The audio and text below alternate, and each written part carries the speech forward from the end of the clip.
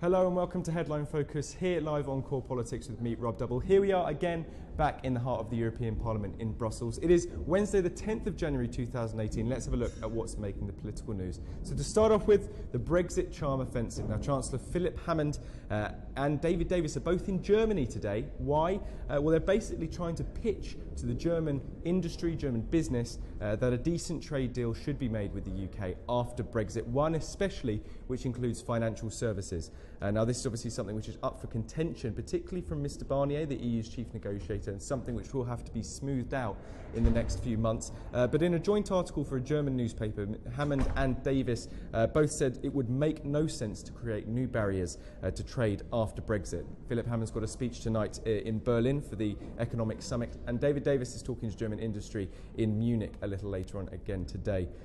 In the Telegraph, though, quite interesting, as you can see here, they've got a splash. Angela Merkel, the German Chancellor, will block Britain's plan for managed divergence away from EU rules and regulations. Now that's obviously the UK's proposal to basically have different tiers of compliance with the EU depending on the different sectors. That's something, again, which we can look forward to in terms of the negotiations in the next few months. Next up, a reshuffle. Now, big story coming through today is to do with the diversity of the new cabinet and the new ministers in Theresa May's government. Now, the response for today, the second day, or rather yesterday, has been a lot smoother. The newspapers, as you can probably have seen, a lot more complimentary about the changes that happened yesterday.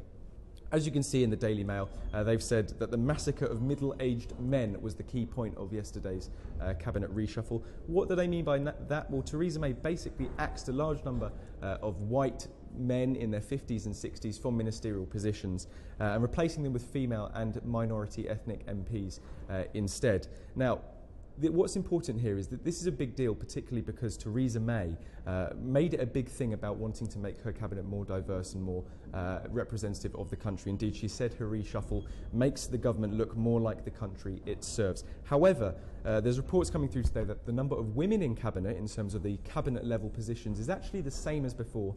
And a report by the Sutton Trust actually indicates that the top team is actually more privileged in government, saying that more than a third who will be attending cabinet meetings were privately educated, which is 5 times the overall population.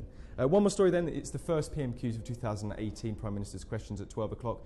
It's Jeremy Corbyn versus Theresa May. Theresa May will be looking forward to the reshuffle gags from the opposite benches, but also key point coming through will be the NHS winter crisis. That's speculated today. The Times have got a splash, as you can see. Leading hospital is delaying chemotherapy for cancer patients due to a chronic staff shortage. They're talking about the Churchill Hospital in Oxford, which has a 40% shortfall in nursing staff.